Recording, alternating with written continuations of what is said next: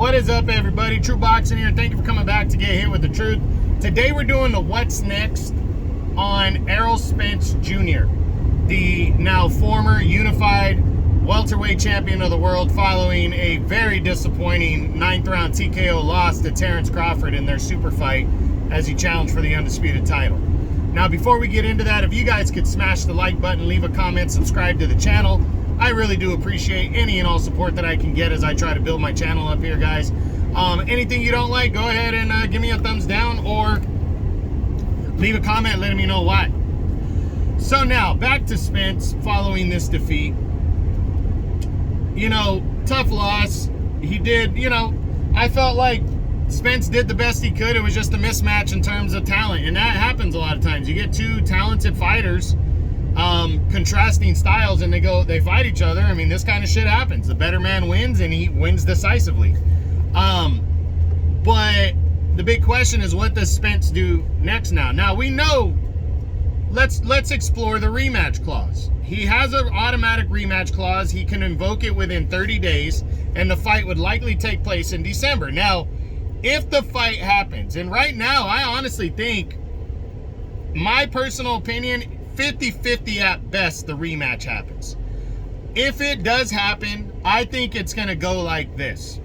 Spence is going to call Bud and tell him, I want to fight you next, but I need it to be at 154 if we're going to fight. If Bud says no, then the fight's not going to happen, in my opinion. If Bud says yes, then the fight's going to happen at 154. I honestly think it's going to be that simple. I don't think it's going to be very complicated other than that. I think it's just going to be exactly that. Now, I don't believe Spence is going to want to fight Bud, but I do believe a phone call might get made to where Spence says, hey man, I did you a solid and gave you the fight. If I move up to 154 and do well enough within the next year and a half, whenever, I want to fight you again. We need to get this popping. I think Bud is going to return the favor. It's a big fight, especially if Spence catches fire at 154, because there are some that are going to believe that Spence, the weight had something to do with it. I personally don't believe that. I don't believe timing or the weight had anything to do with it. I think if they go to 154, maybe Spence does do better. But, the thing is there's some people that are going to believe that. And some legitimate people, some legitimate boxing people are going to believe that Spence will do better at 154. Maybe he will.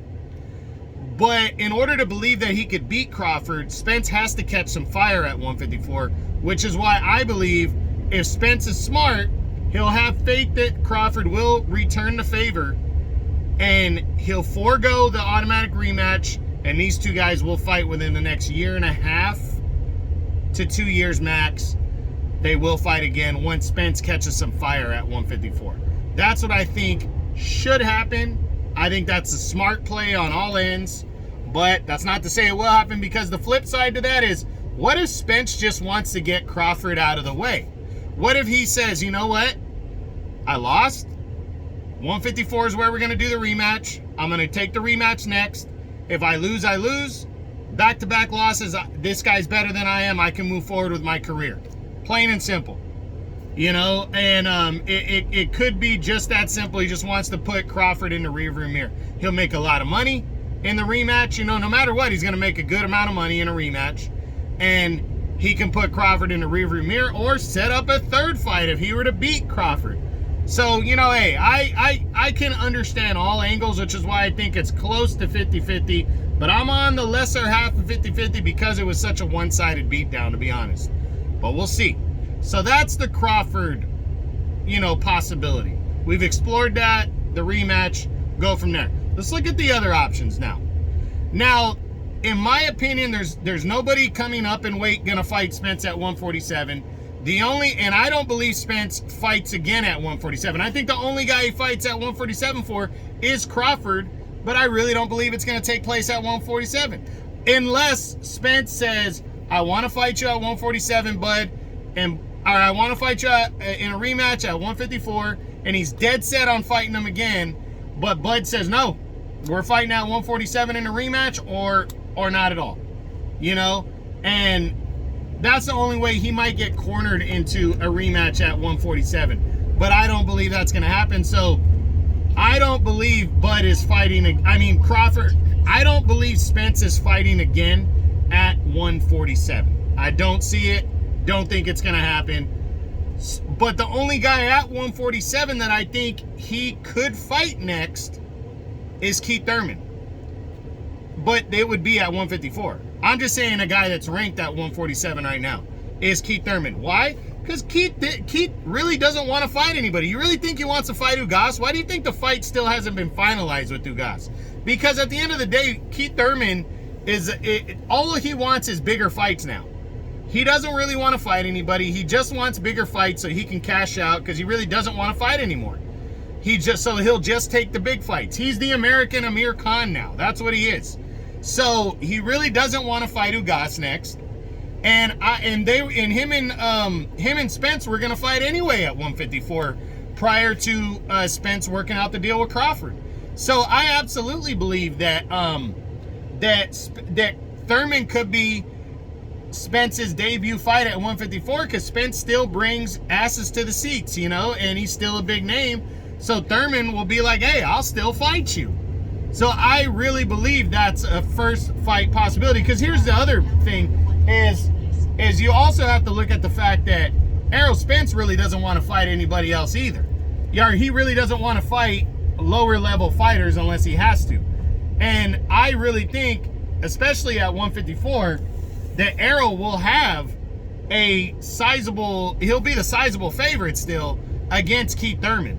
So, and it's a big fight. So it kind of checks all the boxes. So I do believe that Keith Thurman is a very real possibility for Errol Spence next at 154. And then maybe any guy that's moving up or that's willing to move up like a Romain Villa after losing to Boots, he might say, fuck it, I'll fight Spence at 154. Spence just wants to shake off the loss and fight some lower level guy. You know, I think those are possibility fights right there. But, you know, I don't see it. So let's go to 154 and see what's possible for Spence. We start with Jermell Charlo. They're best friends. Charlo's moving up at 168. Spence is not going to fight Charlo next. That's just not going to happen in my opinion. I don't see it. Tim Tszyu. I don't think he's going to roll the dice and go straight after a guy like Tim Tszyu. I don't see Errol Spence wanting to do that. You know, he might take a good amount of time off, but I don't think Tim Tszyu is going to be his first fight at 154. I can't see that happening. Brian Castano. Well, Brian Castano already said he would fight Errol Spence in his first fight at 154. Now, do I think that happens? I'm leaning towards the less likely because, one, Castano's style could be a problem for Spence in his first fight at 154. If Spence is in his groove, that might be the perfect style for him. But coming off of a loss, you never know if he's going to be kind of gun shy or, shot or confidence issues. So Castano might be a bad matchup for him. But Castano also hasn't fought in over a year and a half since he lost. Well, no, it's just under a year and a half since he lost to Charlo. So maybe that might be a fight that makes sense. Excuse me. Sorry, guys. Really needed water. Next up, Sebastian Fundora. Bad matchup. Not seeing it in his first fight at 154. Erickson Lubin. Bad matchup. Not seeing it in his first fight at 154 either. I just can't wrap my head around that one. Magomed Kurbanov. Not with the same promotion. Not a big enough name. I don't see it. Michel Soro from France. Not a big enough name. I don't see it. Tony Harrison. You know what? I wouldn't completely rule it out. Tony Harrison is a guy that's down to fight big fights. He's a former champ. He talks shit. It might be a good matchup for Errol in his first fight. I'm leaning towards the less likely, but it still could be a possibility. Danny Garcia rematch. He's moving up to the catchweight at 155 to fight Lara next, most likely. I don't see Spence and him getting down. So for Errol, at the end of the day, I really believe there's a couple solid possibilities, unless he just fights a complete kind of nobody like, oh, Brian Mendoza. I forgot to mention him. That could be a possibility. If Bud decides to stay at 147 or he goes after the WBO title, Errol might say, hey, I'll fight for the vacant WBC. The WBC might rank him because the thing is there's a possibility Charlo gets bucked down to champion and recess in the WBC, and Errol could step in and fight Brian Mendoza in his first fight to try to claim a belt at 154, shake off the loss, and go straight, into a big fight after that. And, claim a world title. So I could see that one. I could see that possibility. So for me, in reality, who do I believe are the real possibilities? I think there's about 3 or 4 real possibilities for Errol Spence next. One, you got to factor in the Bud fight. If it happens, it's at 154. 2, Keith Thurman seems very real to me at 154. He was going to fight him no matter what. I could see that fight happening for sure. Brian Castano, to shake off the rust and get right back in the mix, shake off the loss, not rust. Rust too, since he was out for so long prior to Crawford. He could shake that off. Castano, I think, is a real possibility. And then Brian Mendoza, I also think could be a possibility, especially if he could work in for the WBC title. Outside possibility is Tony Harrison. And other than that, he would have to fight somebody out of the top 10s.